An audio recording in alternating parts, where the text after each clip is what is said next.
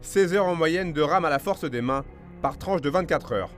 Voilà de quoi donner une idée de la difficulté du record du monde que va tenter de battre Julien Segretin, du haut de ses 22 ans. Le record actuel, il est détenu par un Américain. Il a fait 555,2 km.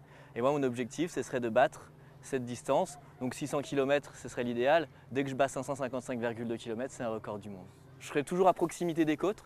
Je serai toujours à moins de 300 mètres des côtes, c'est-à-dire dans la zone navigable par les, non navigable par les bateaux, donc la zone où il y a les nageurs, les pédalos, etc. Et je ne dépasserai jamais cette ligne de 300 mètres pour éviter de me faire percuter par un bateau. Le grand départ est prévu dans la nuit du dimanche 3 au lundi 4 septembre, à minuit et 1 seconde très précisément. Et pour faire valider ce record du monde par le comité Guinness, le jeune Savoyard devra rallier Ventimille en Italie, à Cadaqués en Catalogne.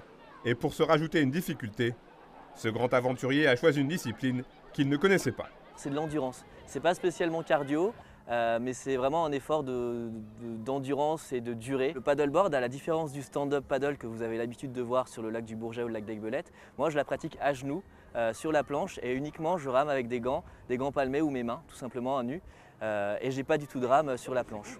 Durant son périple, Julien Segretin sera accompagné par un staff de 4 personnes pour tout ce qui est logistique et soutien moral. La partie mentale va beaucoup jouer, donc c'est pour ça qu'on a aussi un membre de la famille qui va nous accompagner pour essayer de le réconforter un petit peu plus là-dessus.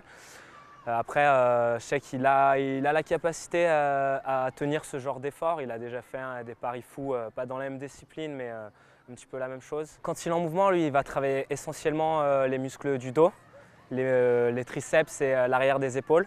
Après, il a un gros travail aussi de soutien au niveau des lombaires, qui est assez inconfortable sur la posture.